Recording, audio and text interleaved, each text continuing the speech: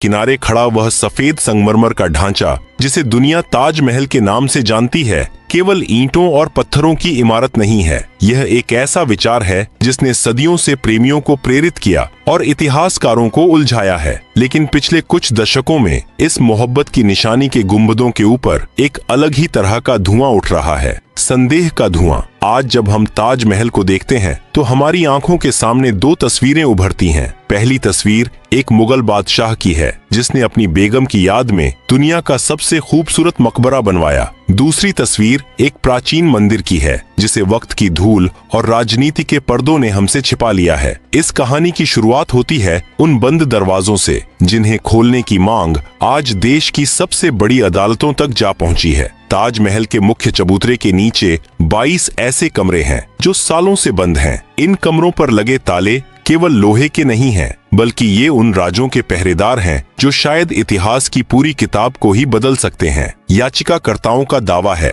कि इन कमरों के पीछे हिंदू देवी देवताओं की मूर्तियां और शिलालेख दफन हैं। उनका तर्क है कि अगर वहां कुछ नहीं है तो भारतीय पुरातत्व सर्वेक्षण उन्हें आम जनता के लिए खोल क्यों नहीं देता? क्या उन अंधेरी गलियों में सचमुच भगवान शिव का तेजो महालय आज भी अपनी मुक्ति की राह देख रहा है? विवाद केवल कमरों तक सीमित नहीं है। अगर हम इतिहास के पन्नों को पीछे पलटें तो हमें कुछ ऐसे तथ्य मिलते हैं जो एक आम इंसान को सोचने पर मजबूर कर देते हैं। आधिकारिक इतिहास कहता है कि मुमताज महल की मृत्यु 1631 में बुरहानपुर में हुई थी।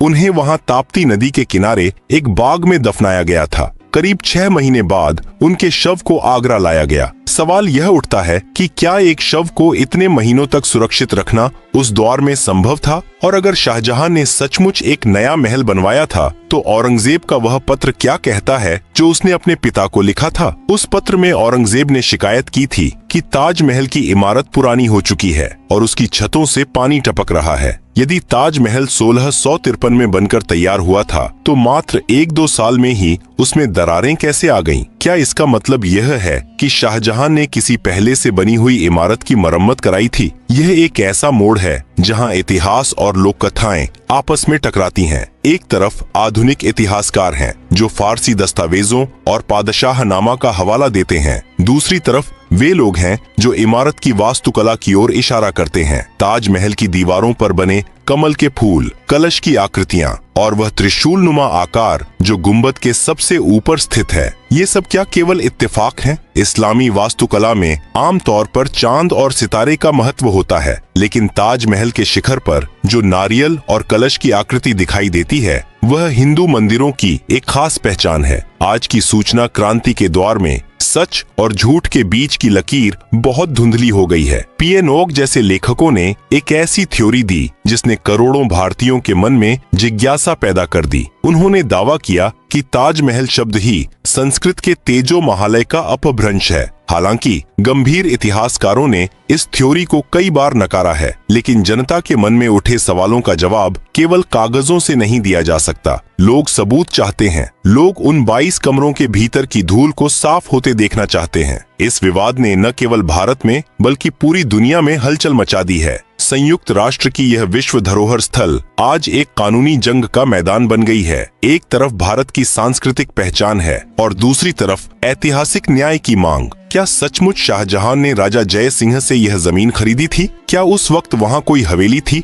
या कोई भव्य मंदिर? अगर वह हवेली थी तो क्या उसे गिराकर ताजमहल बनाया गया या उसी ढांचे को सफेद संगमरमर से ढंक दिया गया? ताजमहल की उन ठंडी दीवारों के पीछे क्या कोई गर्भगृह आज भी धड़क रहा है या फिर यह सब केवल एक कल्पना है जिसे भावनाओं के सहारे जिंदा रखा जा रहा है? सच जो भी हो वह यमुना की लहरों की तरह खामोश नहीं रह सकता, उसे बाहर आना ही होगा। इतिहास अक्सर उन्हीं यादों को सहेजता है जिन्हें विजेता लिखवाना चाहते हैं, लेकिन कभी कभी धूल भरे तहखानों में रखे दस्तावेज कुछ ऐसी गवाही दे जाते हैं जो स्थापित कहानियों को चुनौती देने लगते हैं। ताजमहल के विवाद में सबसे महत्वपूर्ण मोड़ तब आता है जब हम उस जमीन के मालिकाना हक की बात करते हैं जिस पर यह विशाल इमारत खड़ी है। क्या यह जमीन खाली थी या यहाँ पहले से ही कोई ऐसी भव्य संरचना मौजूद थी जिसे हटाकर या बदलकर ताज का रूप दे दिया गया। इस रहस्य की परतें खोलने के लिए हमें राजस्थान की वीर भूमि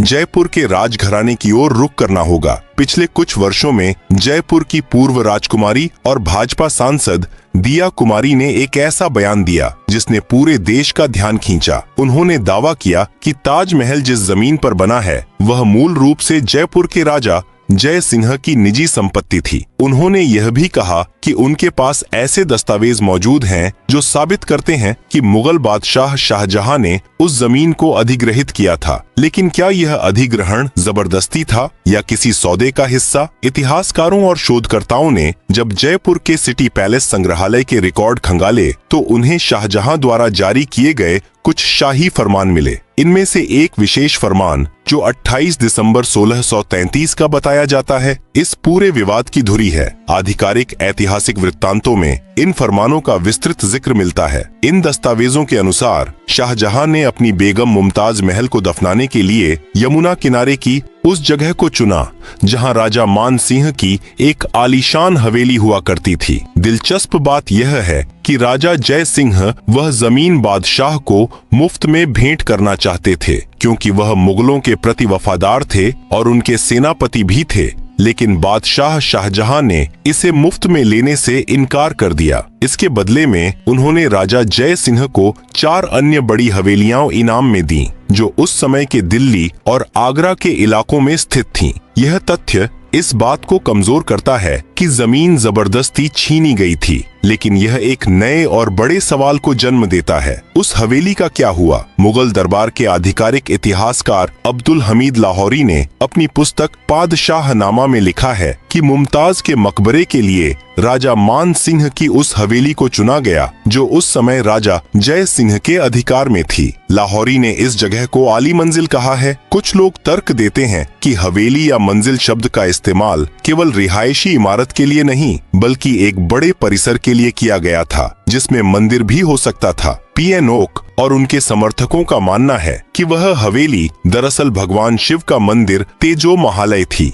यहाँ आकर विवाद भाषाई और वास्तुकला के जाल में उलझ जाता है। पीएन ओक ने तर्क दिया कि ताजमहल नाम मुमताज महल के नाम से नहीं निकला है, क्योंकि किसी भी मुगल दस्तावेज में इमारत को उस समय ताजमहल नहीं बल्कि रोजा ए मुनव्वरा कहा गया है। उनके अनुसार ताज शब्द तेजो का बिगड़ा हुआ रूप है और महल शब्द कभी मकबरे के लिए इस्तेमाल नहीं होता। हालांकि मुख्य धारा के भाषाविदों का कहना है कि ताज का अर्थ फारसी में मुकुट होता है और मुमताज महल के नाम के अंतिम हिस्से को ही इमारत का नाम बना दिया गया। लेकिन वास्तुकला की समानताएं कई बार विशेषज्ञों को भी हैरान कर देती हैं। ताज महल के बगीचे की बनावट पूरी तरह से फारसी शैली है, लेकिन इमारत का मुख्य ढांचा और उसके ऊपर स्थित गुंबद के नीचे की सजावट में जो कमल और कलश के चिन्ह हैं, वे शुद्ध भारतीय मंदिर शैली के प्रतीक हैं। सवाल यह है कि क्या शाहजहां ने उन कारीगरों का इस्तेमाल किया था जो मंदिर बनाने में माहिर थे,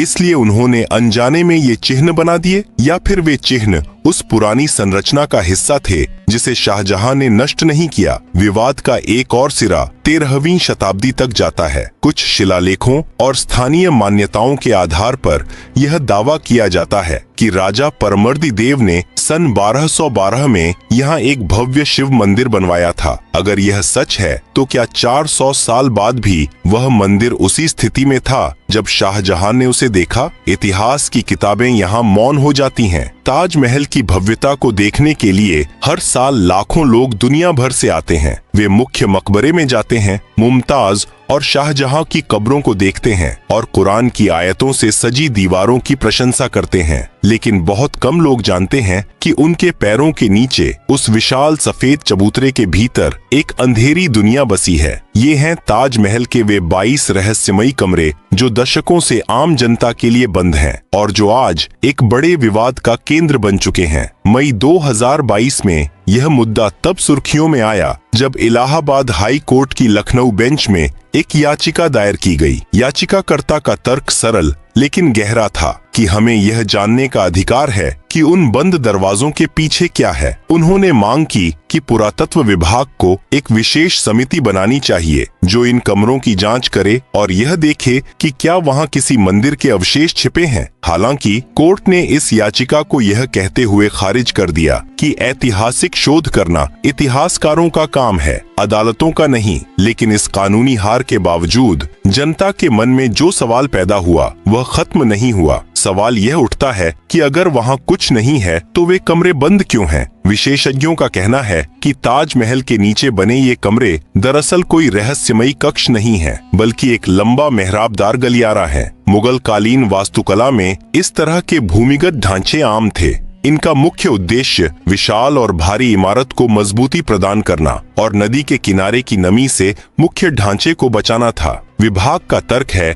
कि इन कमरों को सुरक्षा और इमारत के संरक्षण की दृष्टि से बंद रखा गया है। लगातार पर्यटकों के आने जाने से वहां की हवा में बदलाव आ सकता है, जिससे संगमरमर को नुकसान पहुंचने का खतरा रहता है। विवाद को बढ़ता देख विभाग ने एक ऐतिहासिक कदम उठाया। उन्होंने अपने समाचार पत्र में उन बंद कमरों के भीतर चल रहे संरक्षण कार्य की कुछ तस्वीरें सार्वजनिक कर दी। इन तस्वीरों ने पहली बार उन अंधेरे गलियारों की झलक दुनिया को दिखाई। तस्वीरों में क्या था? वहां कोई मूर्तियां नहीं दिखीं, न ही कोई प्राचीन मंदिर के स्तंभ। वहां केवल ईंटों की दीवारें, चूने का प्लास्टर और मेहराबदार छतें दिखाई दी। विभाग ने दावा किया कि ये तस्वीरें उन लोगों के लिए जवाब हैं जो दावा करते हैं कि वहां मूर्तियां छिपे होने के सबूत हैं। लेकिन क्या इन तस्वीरों ने विवाद को सुलझा दिया? शायद नहीं। संदेह करने वालों ने उन तस्वीरों में भी नए सवाल ढूंढ लिए। उन्होंने उन ईंटों की दीवारों की ओर इशारा किया जो मेहराबों के बीच में चुनी गई थीं।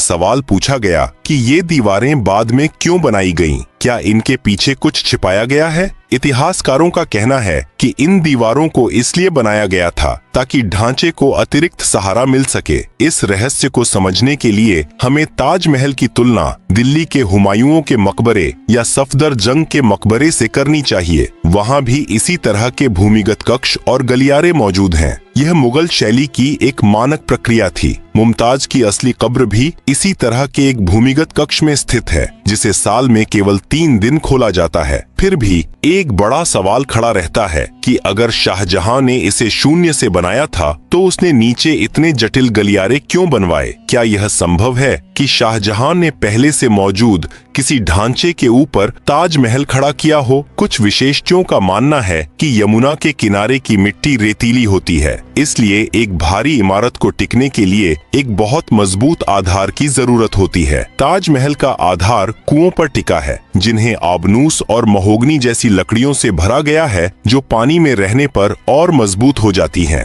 विभाग ने पारदर्शिता दिखाने की कोशिश की, लेकिन रहस्यमयी परंपराओं और गहरी आस्थाओं के बीच केवल तस्वीरें पर्याप्त नहीं होती। लोग तथ्यों से ज्यादा उन प्रतीकों पर विश्वास करते हैं जिन्हें वे अपनी आंखों से देखते हैं। ताजमहल से जुड़ा सबसे चर्चित और भयानक दावा वह है जिसे हम बचपन से सुनते आ रहे हैं कि शाहजहां ने ताजमहल बनाने वाले 20,000 कारीगरों के हाथ कटवा दिए थे ताकि वे फिर कभी ऐसी कोई इमारत न बना सकें। यह कहानी जितनी रोमांचक लगती है, हकीकत में उतनी ही बेबुनियाद है। लेकिन यह सवाल उठता है कि आखिर यह अफवाह फैली कैसे, और अगर यह सच नहीं है तो उन हजारों मजदूरों का क्या हुआ जिन्होंने अपनी जिंदगी के 22 साल इस संगमरमर के सपने को सच करने में लगा दिए। यदि हम इतिहास को तर्क की कसौटी पर परखें तो हाथ कटवाने वाली बात पूरी तरह से असंभव लगती है। ताजमहल का निर्माण 1653 में पूरा हुआ था। इसके बाद शाहजहां ने दिल्ली में शाहजहानाबाद बसाया, जिसमें लाल किला और जामा मस्जिद जैसी भव्य इमारतें शामिल थीं। ऐतिहासिक रिकॉर्ड बताते हैं कि वही कारीगर और वही उस्ताद जिन्होंने ताजमहल बनाया था, वे ही लाल किले के निर्माण में भी शामिल थे। ताजमहल के मुख्य वास्तुकार उस्ताद अहमद लाहौरी थे। अगर उनके हाथ काट दिए गए होते तो क्या वे बाद में लाल किले का डिजाइन तैयार कर पाते? निश्चित रूप से नहीं। दरअसल इतिहासकारों का मानना है कि शाहजहां ने मजदूरों के साथ एक समझौता किया था उन्हें बहुत बड़ी रकम दी गई थी और इस शर्त पर काम से सेवा मुक्त किया गया था कि वे मुगल सल्तनत के लिए किए गए अपने काम के हुनर का इस्तेमाल किसी और के लिए नहीं करेंगे। इसे तकनीकी भाषा में प्रतियोगिता न करने का अनुबंध कहा जा सकता है। समय के साथ काम न करने के वादे को लोक कथाओं ने हाथ कटवाने की क्रूर कहानी में बदल दिया। एक और प्रमाण आगरा का ताजगंज इलाका है। यह वह बस्ती है जिसे शाहजहां ने उन हजारों कारीगरों और मजदूरों के रहने के लिए बसाया था जो दुनिया के कोने कोने से ताजमहल बनाने आए थे। आज भी वहां रहने वाले कई परिवार खुद को उन कारीगरों का वंशज बताते हैं। उनके पास अपने पूर्वजों के औजार और उनकी कला विरासत के रूप में मौजूद है। यदि उनके हाथ काट दिए गए होते तो क्या वे अपनी कला को अगली पीढ़ियों तक पहुंचा पाते? अब वापस लौटते हैं उस मुख्य विवाद पर कि ताजमहल या तेजो महालय। इस यात्रा में हमने देखा कि इस सफेद संगमरमर के पीछे दावों और प्रतिदावों का एक अंतहीन जाल है। एक तरफ वास्तुकला के वे चिन्ह हैं जो प्राचीन भारतीय परंपरा की याद दिलाते हैं और दूसरी तरफ वे फारसी दस्तावेज और शाही फरमान हैं जो इसे एक मकबरा साबित करते हैं। इतिहास की यह जंग केवल अदालतों या किताबों तक सीमित नहीं